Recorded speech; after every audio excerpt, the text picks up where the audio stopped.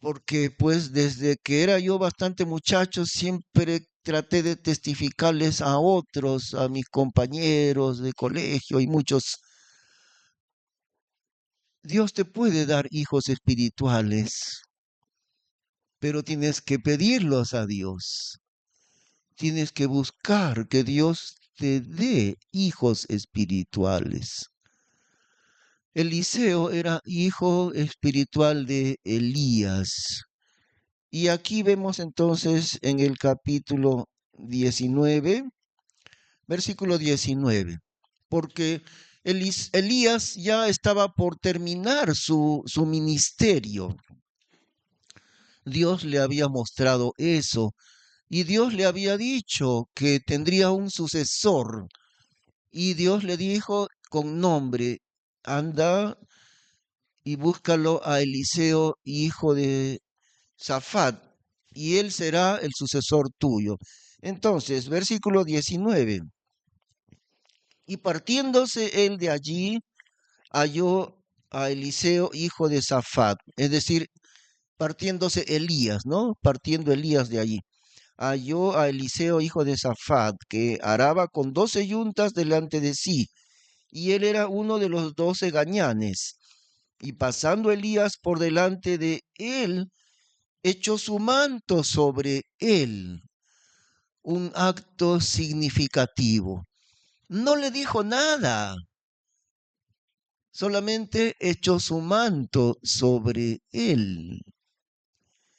Entonces él, o sea, Eliseo, dejando los bueyes, vino corriendo en pos de Elías y dijo, ruégote que me dejes besar mi padre y mi madre, y luego iré tras ti. Y él le dijo, ve y vuelve, ¿qué te he yo hecho? Y volvióse en pos de él, y tomó un par de bueyes, y matólos, y con el arado de los bueyes coció la carne de ellos, y dióla al pueblo que comiesen. Y después se levantó, y fue tras Elías, y le servía.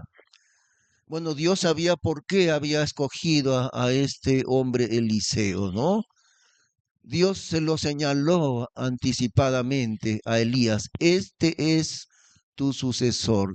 Y va Elías calladamente, solamente le pone su manto por encima, sin decir nada.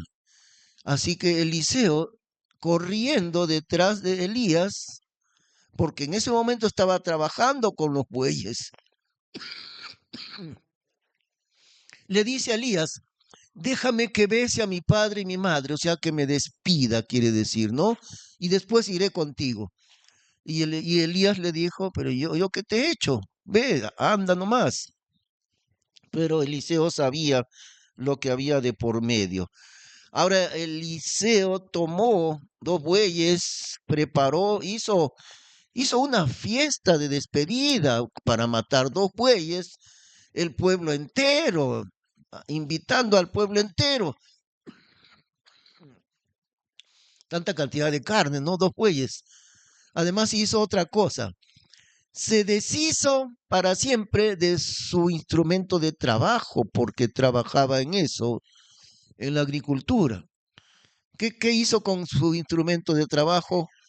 Primero que mató a los bueyes y después, ¿qué hizo con el arado? Usó de leña el arado.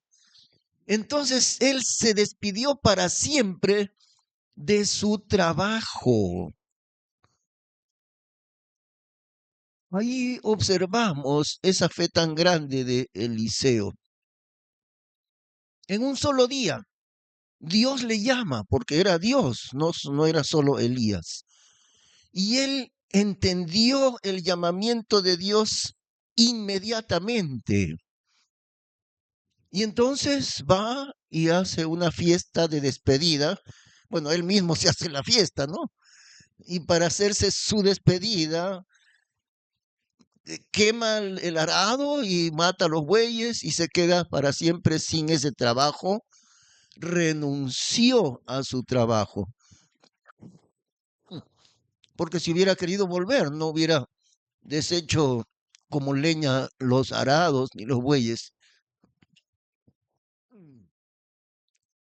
Bueno, hubo un misionero aquí de Estados Unidos en los años de 1920 o tal vez 1930 en el departamento de Ancash. Eso está dentro de la historia del comienzo del Evangelio en el Perú. Este hermano misionero parece que era soltero por lo que hizo él. Él observó que Dios le ayudaba, le bendecía en su trabajo misionero ahí en Ancash. Y él dijo, nunca voy a volver atrás. Dios acá me ha puesto para llevar su palabra y aquí voy a seguir todo el resto de mi vida. Y para probarlo, para ponerlo en práctica, agarró sus documentos, su pasaporte de Estados Unidos, sus papeles. Su pasaporte lo rompió y lo quemó. Se quedó sin documentos, es decir, ya no podía volver a Estados Unidos, según su idea, ¿no? Dijo, no hay vuelta atrás. Aquí Dios me ha llamado al Perú y aquí Dios me está ayudando y yo seguiré aquí hasta el fin de mi vida. Eso se llama decisión para seguir al Señor. Algunos saben tomar ese camino del Señor, otros no. Pero en el caso de Eliseo así fue. Una decisión inmediata, no mañana, hoy mismo, como dice la Biblia. Eh, Perdón, hermanos, les ruego que no se preocupen de mí por eso de bronquitis. Yo soy caserito de la bronquitis y soy caserito de la bronquitis por más de 50 años. ¿Ya? Así que no se preocupen, no se preocupen de mí. Ok. Estaba diciendo que así, de esa manera, entonces tomó una decisión para siempre. ¿Eres tú esa persona que tomas la decisión hoy día de seguir al Señor? Porque la Biblia dice siempre, he aquí ahora el tiempo aceptable. He aquí hoy día el día de salvación. No mañana. Como Rebeca, ¿no? La esposa para Isaac. El siervo de Abraham fue mandando a su, perdón, fue enviado por Abraham, fue su siervo, y Abraham le dijo, ándate allá muy lejos a la tierra de mi nacimiento, y de allá traerás una esposa para mi hijo Isaac. De aquí no, porque de estas mujeres cananeas todas son paganas, son idólatras, pero te vas a ir a mis familiares que siguen a Dios en la tierra de Harán. Y el siervo fue y encontró a Rebeca para que fuese esposa de Isaac. Y llegó un día, tal vez en la tarde, y a la mañana siguiente, los familiares querían que se quede Rebeca todavía por unos 10 días, algo así. Y el siervo de Abraham dijo, no, no me retengáis, ya que Jehová ha prosperado mi camino. Dejadme que me vaya hoy día, no de aquí a 10 días, hoy día. Y ellos entonces van donde Rebeca y le preguntan, ¿irás tú con este varón? Y ella dice, sí, iré. Y ella se va de inmediato con el siervo de Abraham para ser esposa del hijo de Abraham. Y ella ni siquiera conocía a Isaac, el que iba a ser su esposo. Lo mismo que nosotros, hermanos, porque la Biblia dice que nosotros amamos al Señor Jesús sin haberle visto. Y en realidad nos hemos casado con Él como iglesia suya sin haberle visto y le amamos. Pero Rebeca no tomó ningún momento de duda y respondió, yo iré, porque entendió que era cosa de Dios mismo hacer eso.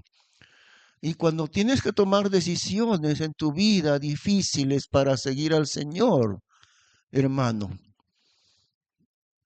tienes que entender, no es una decisión para la próxima semana, es una decisión para el día de hoy. Bueno, de repente hasta la medianoche, ¿no? Hasta antes que termine el día de hoy. Piénsalo en la tarde, anda y si tienes una decisión muy difícil, no comas nada, ponte en oración y en ayuno y pregúntale al Señor, Señor, ¿debo tomar esta decisión? Y el Señor te contestará, o sí, posiblemente sí, si se trata de seguir la voluntad de Dios, Dios te va a decir que sí. Y hay decisiones que nos cuestan mucho tomar esas decisiones, pero ese es el camino del Señor. Aquí cuando estaba en los primeros años de esta iglesia, el misionero Douglas Craig, que comenzó la iglesia, ¿no? Él también tuvo un hijo espiritual. El hermano Craig tenía ya 50 y tantos años, pero su hijo espiritual fue Pedro Franco, que después fue ya el primer pastor aquí, pastor peruano. Pedro Franco tenía 18 años cuando se convirtió a Cristo y el día que se convirtió, o en esos días nomás, su padre le botó de la casa y le dijo, fuera de acá, te has ido escuchando el engaño de esos gringos espías, porque esos gringos que están ahí abajo en San Fernando, esos son espías de la CIA de Estados Unidos. Y lo botó de la casa. Y sobre todo porque Pedro Franco dijo, yo ya no quiero ser militar. Su papá quería que él sea militar, el papá también había sido militar. Y le dijo, tú vas a entrar de frente con mi recomendación a la escuela militar ahí de la aviación. Y el hijo, o sea, Pedro Franco, dijo, no, yo quiero estudiar para ser pastor. Con eso peor todavía, y lo botaron de su casa. Y ese es el precio muchas veces de seguir a Cristo, ¿no? En realidad, toda decisión de seguir a Cristo va a tener un precio. Y ese precio significa sacrificio.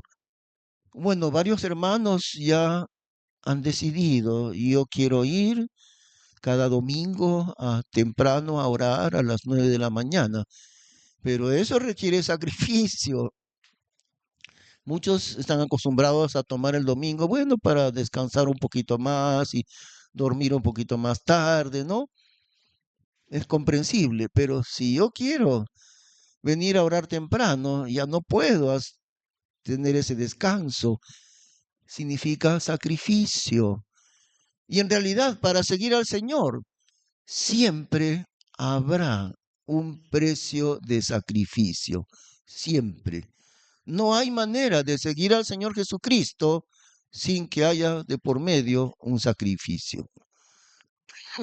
Esto fue en la vida de Eliseo. Ahora seguimos un poco más adelante y seguimos ahora en Segunda de Reyes, capítulo 2. Segunda de Reyes, capítulo 2.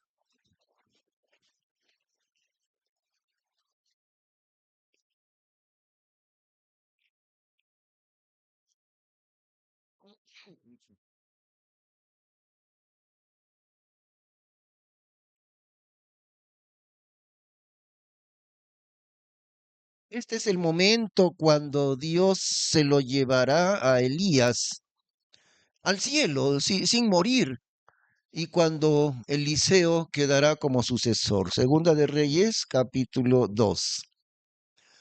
Y aconteció que cuando quiso el Jehová alzar a Elías en el torbellino al cielo, Elías venía con Eliseo de Gálgala. Y dijo Elías a Eliseo, quédate ahora aquí porque Jehová me ha enviado a Betel. Y Eliseo dijo, vive Jehová y vive tu alma, que no te dejaré. Y descendieron a Betel.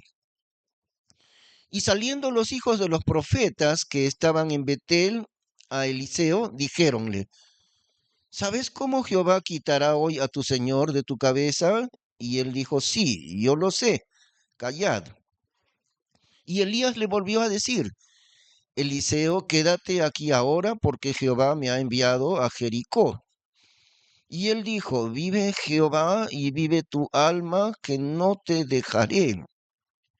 Y vinieron a Jericó.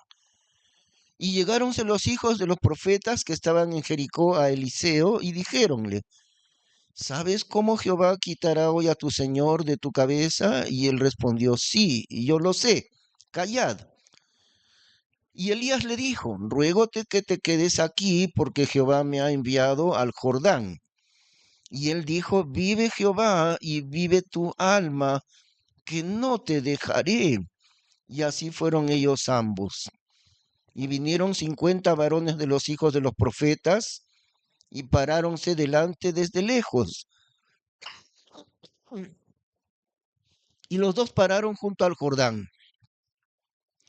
Y tomando Elías su manto, doblóle e hirió las aguas, las cuales se partieron a la una parte y a la otra, y pasaron ambos en seco.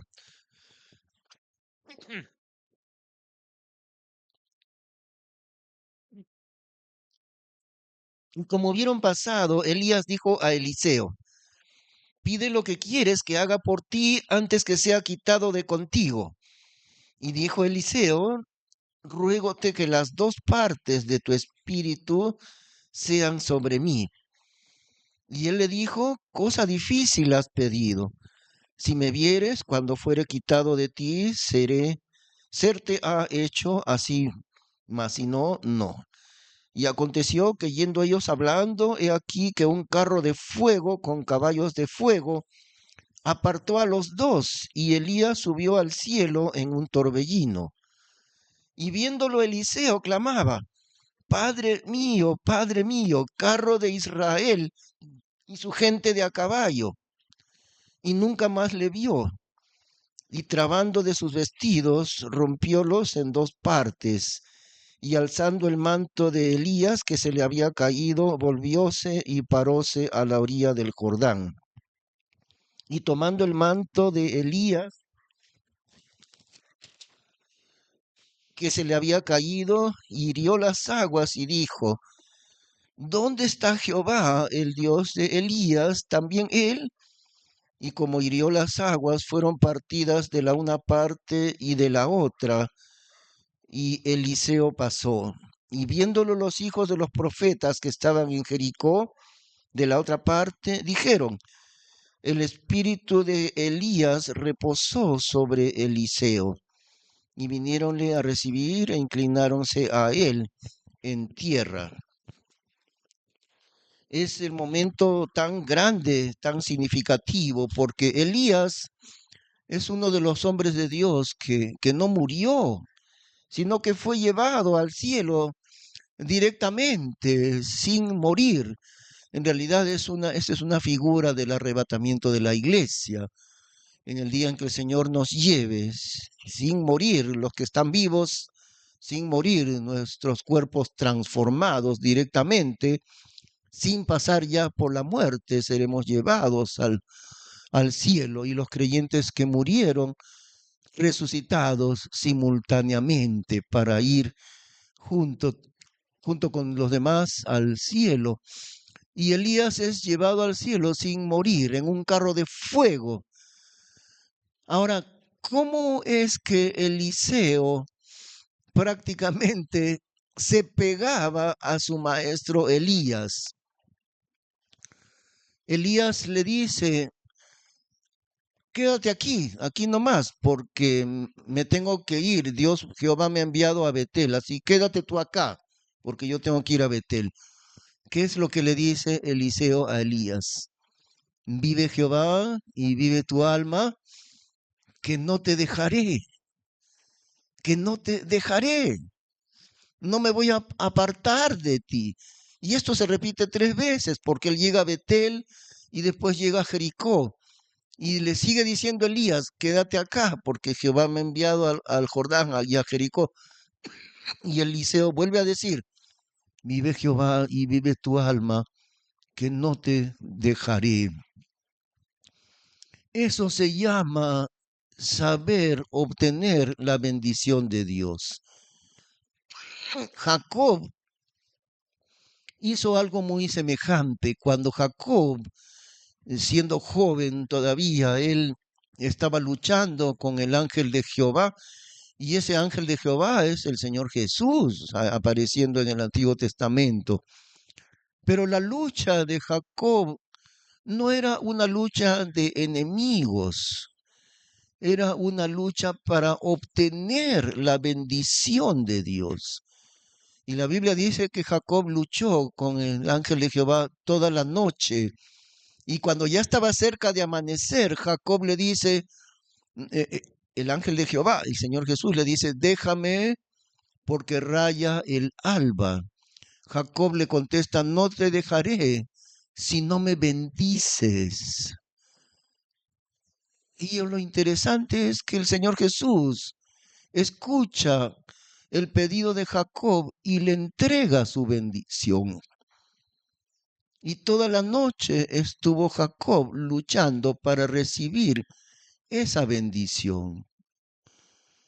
Y esto nos habla también de la lucha de oración, que demanda a veces orar, muchas veces, que demanda a veces orar sin cesar de día y de noche, y no rendirse en la oración. Si es que oramos según la voluntad de Dios. Ahora Jacob pedía la bendición de Dios sobre su vida. Y ahí no había ninguna duda de que Dios quisiera bendecirlo. No había duda de eso. Algunos motivos de oración. Podemos dudar de diferentes motivos de oración. Por ejemplo,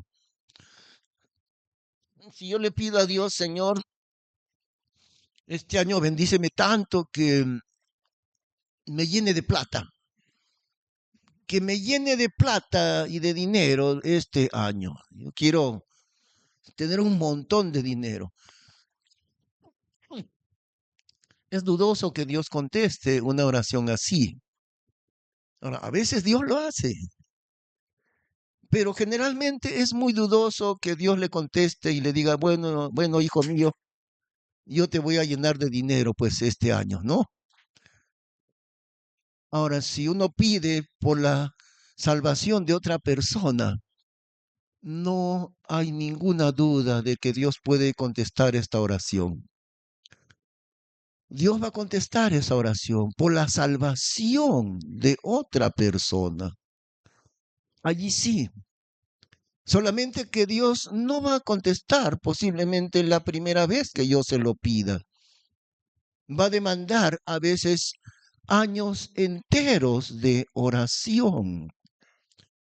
Siempre les he contado, algunos ya lo recuerdan, pero les he contado el caso de Rey Robles, que era un cantante cristiano, el mejor que yo conozco en cuanto a los himnos, ya murió, ¿no?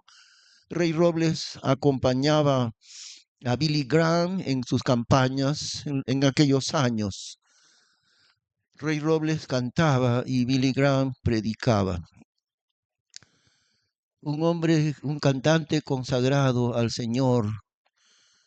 Pero este hombre no siempre fue así. Él era cantante de los bares, de los nightclubs y de las discotecas.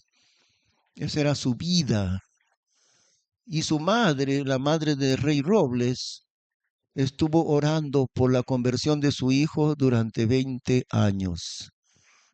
Pero después de 20 años, Dios le contestó. Y no solo se convirtió a Cristo, sino que dedicó el resto de su vida a servir al Señor. Pero la mamá de Rey Robles no dijo, bueno, ya pasaron 5 años y Dios no me ha contestado. Ya pasaron 15 años y Dios no me ha contestado. Ella siguió orando llena de fe y Dios contestó su fe. Eso es la oración. Como Jacob luchando en oración, porque eso no era una lucha de destruirse el uno al otro con el ángel de Jehová que era el Señor Jesús. Era una lucha donde Jacob quería pedirle al Señor que le bendijese y el Señor le contestó. Eliseo está al lado de su maestro Elías día y noche, de tal manera que no se quiere despegar de él. Y Elías le dice, vete ya, quédate acá, yo me voy por donde Jehová me ha enviado. Dice, no, yo tengo que ir donde tú estás. Como Ruth, la moabita, ¿no? La extranjera, que no era de Israel, que era de un país pagano. Su suegra le dice, vete, vete Ruth, porque yo voy a la tierra de Israel. Y no se lo dijo, pero le debería haber dicho, tú no vas a ser bienvenida en Israel, tú eres de un pueblo pagano. No se desanimó Ruth y le dijo, no me pidas que me aparte y me vaya de ti. Donde quiera que fueres y yo iré. Tu pueblo será mi pueblo y tu Dios será mi Dios. Déjame conocer al Dios de Israel. Eso es lo que Dios quiere, que tengamos hambre espiritual para buscarle, para conocerle, para profundizar nuestra relación con Dios. ¿Cuánto apetito espiritual tenemos? Dios nos va a dar lo suficiente, siempre de acuerdo a nuestro apetito espiritual. La pregunta es, ¿cuánto hambre espiritual tienes tú, hermano, hermana?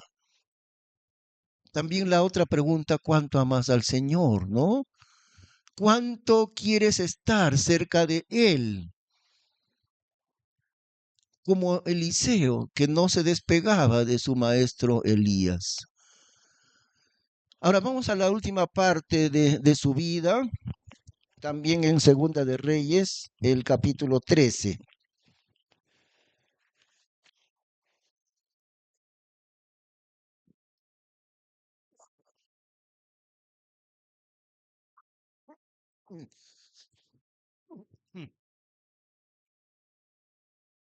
Ahí estamos en Segunda de Reyes, capítulo 13 y en el versículo 14. Eliseo estaba enfermo de su enfermedad, de la cual murió. Y descendió a él Joás, rey de Israel, y llorando delante de él, dijo, Padre mío, carros de Israel y su gente de a caballo. Ahora, esta frase es la misma frase que pronunció Eliseo cuando Elías es llevado al cielo. De alguna manera, el rey Joás, un rey que no era obediente a Dios. La mayor parte de los hechos de Joás fueron en desobediencia de Dios.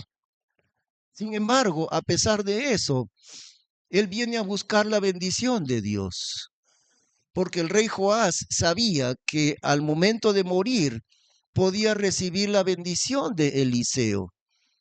Inclusive sabía qué había pasado cuando Elías, el maestro de Eliseo, fue llevado al cielo y Eliseo en ese momento exclamó igual de lo que el rey Joás repite aquí. Exacto lo mismo. Padre mío, carros de Israel y su gente de a caballo. Qué interesante. El rey Joás estaba enterado de esa bendición que podía tener, a pesar de ser un rey desobediente. Y díjole Eliseo, toma el arco y las saetas, o sea, flechas. Entonces él tomóse el arco y las saetas. Y dijo Eliseo al rey de Israel: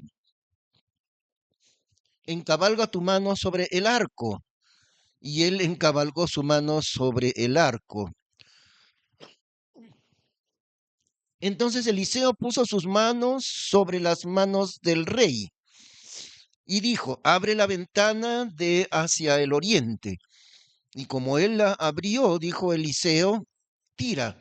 Y tirando él, dijo Eliseo: saeta de salud de Jehová y saeta de salud contra Siria, porque herirás a los sirios en Afec hasta consumirlos. Entonces él le indica, bueno, Eliseo estaba ya en su lecho de muerte, ¿no? Pero justo ahí él va a darle al rey de Israel la bendición. Y esa bendición en realidad no era para el rey solito, era para el pueblo entero de Israel. Y eso también sabía Joás.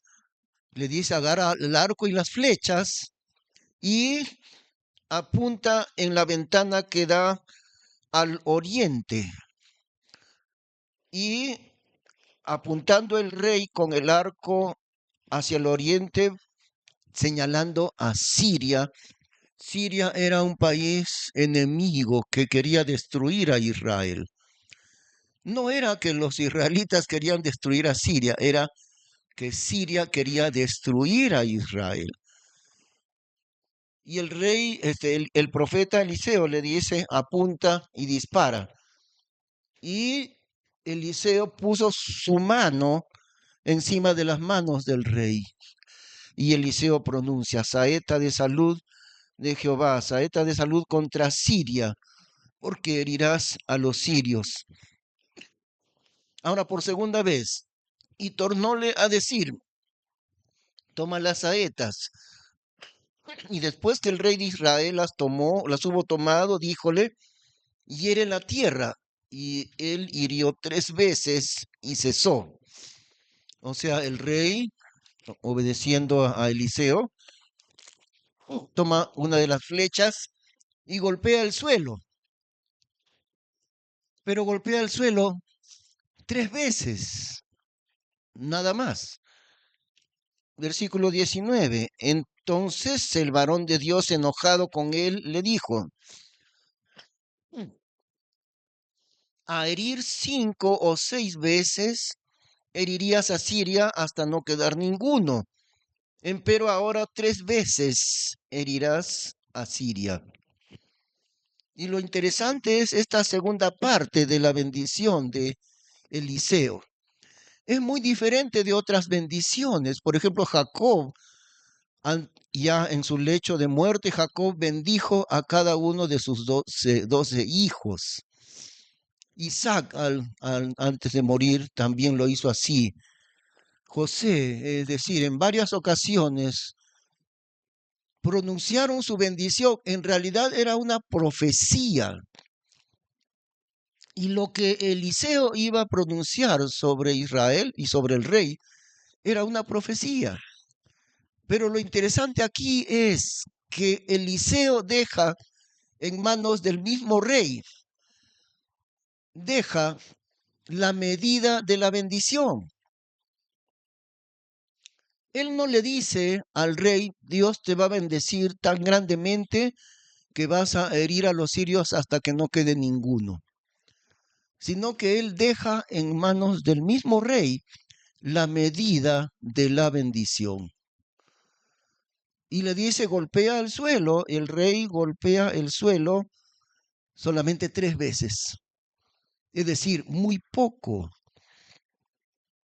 Le estaba preguntando al rey: ¿qué medida quieres de la bendición de Dios? Golpea el suelo. Eso le estaba, no se lo dijo, pero era lógico. No le dijo cuántas veces vas a golpear, solamente golpea el suelo. Y él golpeó 3 veces. Enojado, el profeta le dijo: si hubieras golpeado el suelo 5 o 6 veces, hubieras deshecho a los enemigos para siempre. Pero ahora solamente los vencerás 3 veces. y no los vencerás del todo, únicamente 3 veces. Y ya no se podía hacer nada, no se podía repetir la bendición. Eso nos enseña algo extraordinario. Dios pone en tus propias manos, querido hermano, la medida de la bendición. Dios te pregunta a ti, ¿cuánto de la bendición quieres tú? Y si pides 2 de bendición, Dios te dará 2 de bendición. Pero si pides 10 de bendición, Dios te dará 10 de bendición, porque tú pediste 10, por eso. Pero si tú pides solamente 2, Dios te dará 2. Eso es absolutamente extraordinario. Y nos enseña a pedir a Dios en la medida de su grandeza. Si tenemos un Dios que puede bendecirnos tan grandemente, en realidad nos puede bendecir sin medida, ¿por qué entonces pedimos tan poquito de su bendición? ¿Por qué pedimos tan poquito? Nosotros debemos aprender a pedir de Dios de manera muy grande, pero no según la grandeza del mundo, porque para el mundo la grandeza es algo que a Dios no le interesa en lo más mínimo. El hombre del mundo le llama grandeza a la cantidad de dinero, a la cantidad de riquezas, a la fama, al negocio y muchas tonterías por el estilo, que a Dios no le importan nada. La medida de la bendición de Dios es otra. Es una bendición eterna. ¿Por qué no le pides a Dios que Dios salve a todos los miembros de tu familia?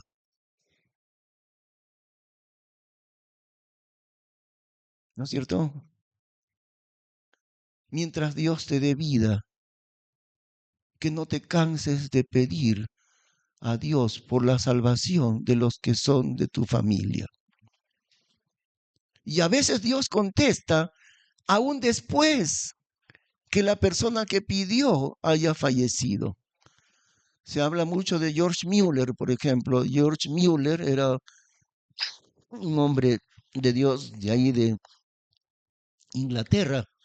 Y él tenía una lista larga de personas por quienes oraba por la salvación de estas personas. Muchos años oró por las mismas personas. Algunos fueron salvos en el curso de la vida de George Mueller. Algunos fueron salvos el día que él murió, en su funeral recibieron a Cristo. Otros de la lista de oración de Mueller fueron salvos, conocieron a Cristo después que había fallecido George Mueller. ¿Qué tal si aprendemos a orar en esa medida de Dios, cuya grandeza no es ni tiene nada que ver con la grandeza de este mundo? Y como dijimos el domingo anterior, ¿no es cierto? Una de las bendiciones más grandes que podemos pedir a Dios es que nos dé como iglesia muchos hijos espirituales. Ahora, si preguntamos cuánto, vamos a decir 5 veces, 7 veces más de lo que somos ahora. Eso podemos pedir. Bueno, no diremos 100 veces más porque ya sería medio fantasioso, pero sí podemos pedir que Dios multiplique las personas salvas a través del testimonio de nosotros. Y que Dios haga que este local quede muy pequeño. Eso es lo que queremos de Dios. Que Dios nos bendiga con tantos hijos espirituales que ya no haya espacio aquí. De tal manera que pidamos a Dios por otro espacio mucho más grande. Ahora, este es un ejemplo nomás de la bendición de Dios. Pero ¿qué bendición de Dios quieres pedir tú, hermano o hermana? Para mí, en mi opinión, nunca hay una bendición más grande que la de otra persona que sea salva, que sea arrebatada del infierno, que conozca a Cristo, que reciba vida eterna. Y podemos empezar a orar por esas personas. Y podemos empezar a orar de manera sistemática y tener una lista de oración por determinadas personas para su salvación, ¿no? Pero no solamente eso, sino como iglesia, que Dios bendiga el trabajo espiritual, el trabajo evangelístico. Les sigo rogando, hermanos, que oren. Estamos, estamos buscando el permiso del municipio para que nos dejen predicar en la rotonda del Parque Central. Si nos dan permiso, vamos a ir todos los domingos en la tarde. Vamos a llevar el equipo de amplificador, megáfono, y ahí vamos a predicar. Pero no voy a predicar yo solito. Ustedes van a ir también, ¿no es cierto? Y van a ir dispuestos a evangelizar a las personas que escuchan ahí. Esas son las bendiciones que Dios quiere. Vamos a terminar en oración. Gracias, Señor, por esta mañana. Gracias porque al estar en tu presencia nos llenamos de sumo gozo. Nada hay comparable con ese gozo de estar delante de ti. Oh Dios, escucha nuestra oración por hijos espirituales para esta congregación. Y no pocos, Señor, te pedimos que tú derrames tanta bendición, que este local que tenemos ya no alcance y que tú nos concedas tener otro sitio de reunión mucho más grande. Te pedimos nuevamente que nos permitas predicar ahí en la rotonda del Parque Central. Escúchanos, Señor, Padre Santo, y ábrenos la puerta allí para poder hacerlo. Gracias, Señor, por lo que tú nos enseñas en tu palabra, en el nombre de Cristo Jesús. Amén. Vamos a rogarles, hermanos, ponerse de pie para el último himno.